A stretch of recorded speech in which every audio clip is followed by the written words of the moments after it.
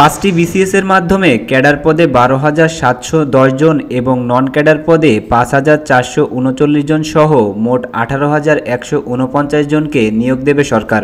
রবিবার সচিবালয়ে এক সংবাদ সম্মেলনে জনপ্রশাসন মন্ত্রণালয়ের সিনিয়র সচিব মোহাম্মদ মোখলেসুর রহমান এ তথ্য জানান।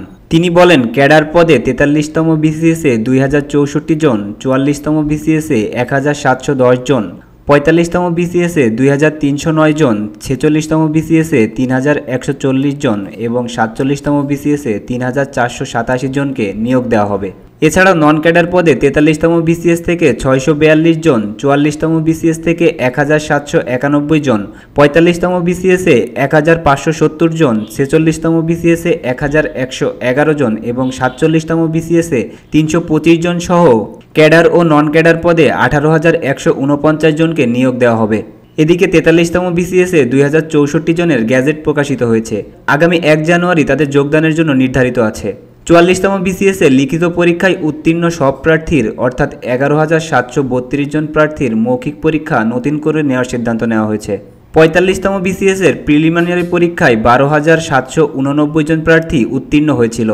সম্প্রতি নতুন কমিশন গঠনের পর লিখিত পরীক্ষার উত্তরপত্র মূল্যায়নে স্বচ্ছতা ও ন্যায্যতা বজায় রাখার স্বার্থে এই লিখিত পরীক্ষার সব উত্তরপত্র তৃতীয় পরীক্ষককে দিয়ে মূল্যায়নের সিদ্ধান্ত নেওয়া হয়েছে। গত 9 মে 46তম বিসিএসের প্রিলিমিনারি পরীক্ষার ফলাফল প্রকাশিত হয়। এ পরীক্ষায় 10,638 জন প্রার্থীকে লিখিত পরীক্ষার জন্য নির্বাচিত করা হয়। এক্ষেত্রে সম্ভাব্য বৈষম্য দূর করার লক্ষ্যে ইতিমধ্যে নির্বাচিত প্রার্থীদের সঙ্গে সমসংখ্যক অর্থাৎ 10,638 জনকে যোগ করে সর্বমোট 21,276 জন প্রার্থী লিখিত পরীক্ষার জন্য বিবেচনা করে পুনরায় ফল প্রকাশ করার সিদ্ধান্ত নেওয়া হয়। 47তম বিসিএস পরীক্ষার মাধ্যমে বিভিন্ন ক্যাডারে 3,487টি পদে নিয়োগ বিজ্ঞপ্তি জারি করার জন্য বাংলাদেশ সরকারি কর্ম কমিশনে অধিযাচন পাঠানো হয়েছে।